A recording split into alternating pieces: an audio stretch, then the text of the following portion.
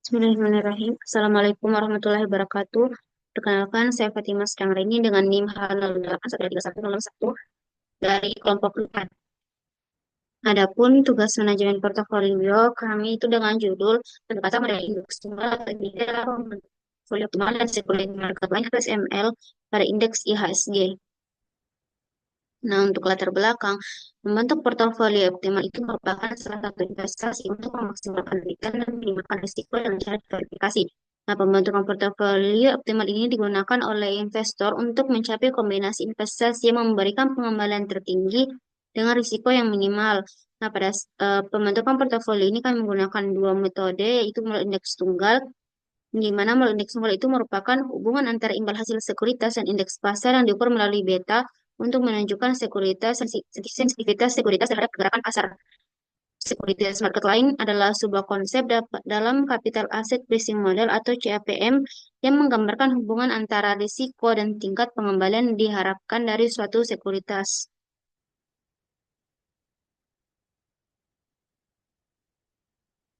Adapun rumusan masalahnya itu pertama, bagaimana sih cara penerapan model indeks tunggal dalam pembentukan portofolio optimal.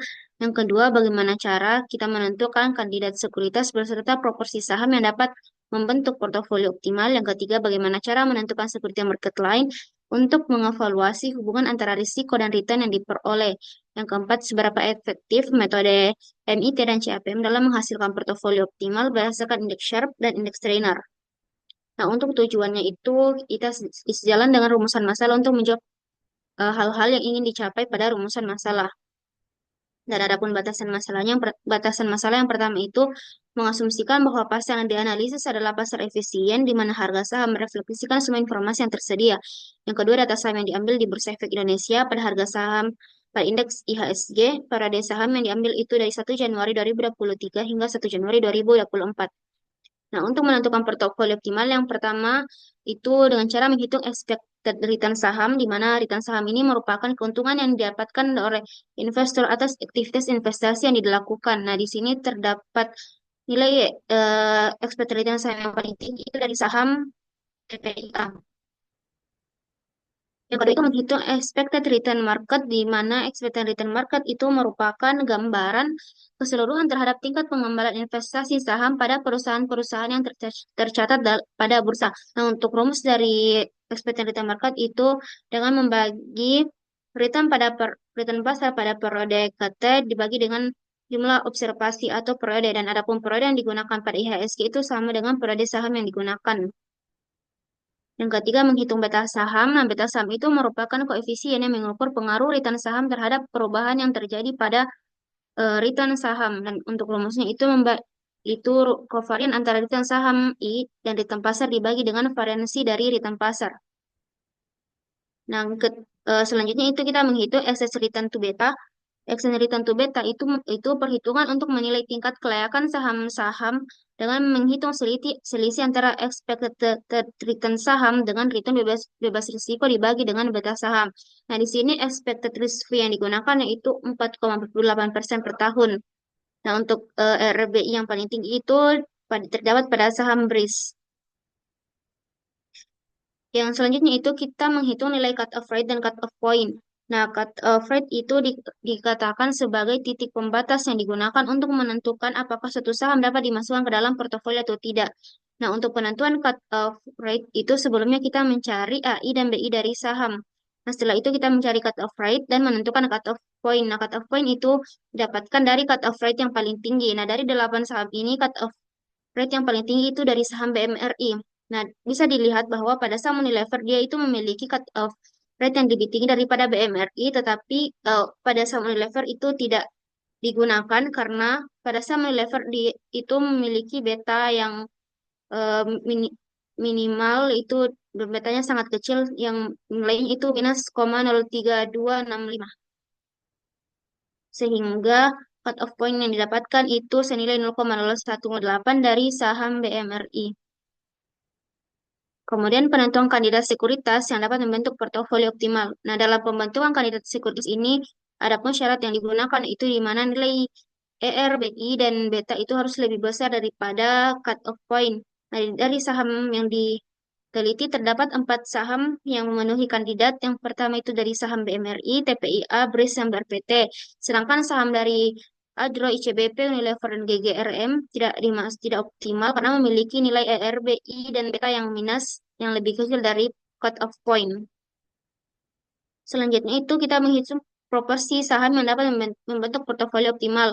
Nah, untuk rumusnya itu dengan membagi ZI dibagi dengan ZJ, di mana ZI itu merupakan pembagian antara beta saham yang dibagi dengan variansi dari kesalahan residu dikali dengan expected return to beta dikurang dengan cut off point. Nah, dari 4 saham yang masuk dalam kandidat, saham BMRI itu memiliki proporsi saham yang paling tinggi itu senilai 63,69%. Selanjutnya itu menentukan expected return portofolio dan risiko portofolio.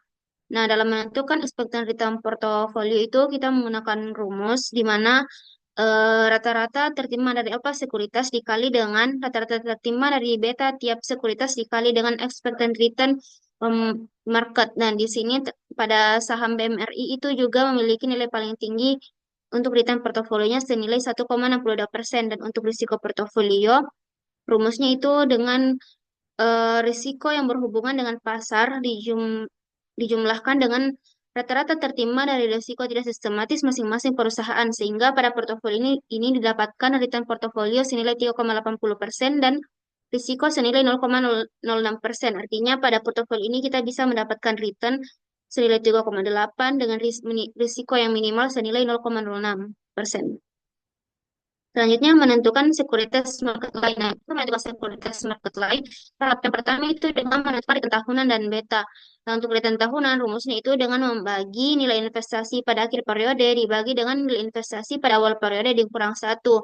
Begitupun dengan beta saham, itu membagi antara kovarian antara return saham I dan return pasar dibagi dengan variansi dari return pasar.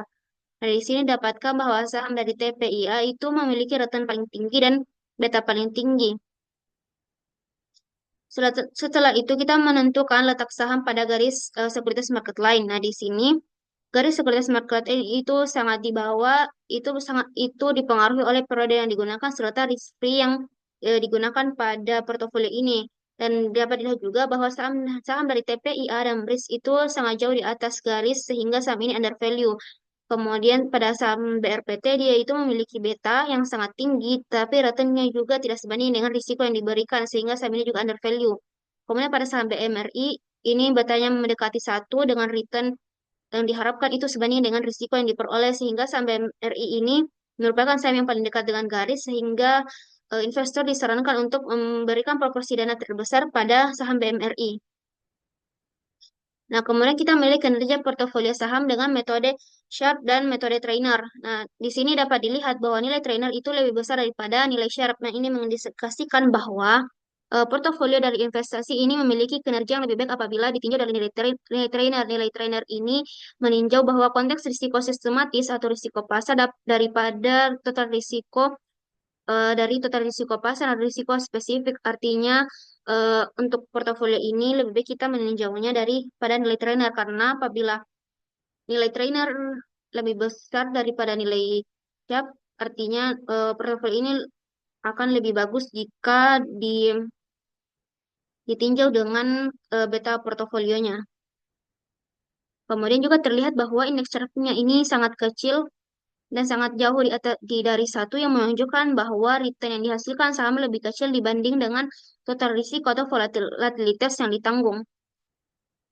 Nah, adapun kesimpulan dari portofolio ini itu saham-saham yang dapat membentuk kombinasi portofolio optimal berdasarkan indeks tunggal itu dari Januari hingga Januari 2023 hingga Januari 2024 sebanyak 8 saham itu BMRI memiliki proporsi dana terbesar.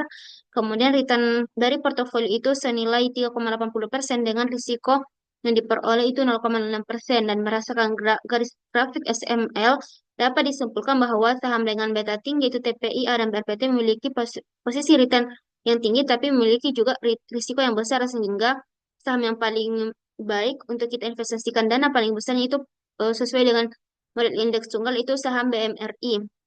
Kemudian indeks Sharpe dari portofolio bernilai kecil dari 1 yang menunjukkan bahwa return yang dihasilkan saham lebih kecil dibandingkan dengan tingkat risiko yang ditanggung dan indeks trainer juga bernilai kecil dari 1 yang menunjukkan bahwa imbal hasil tidak cukup besar dibandingkan dengan risiko sistematik atau beta yang diambil.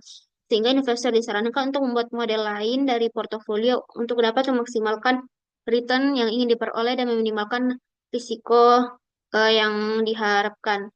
Mungkin itu saja materi dari saya. Lebih dan kurang mohon dimaafkan. Wassalamualaikum warahmatullahi wabarakatuh.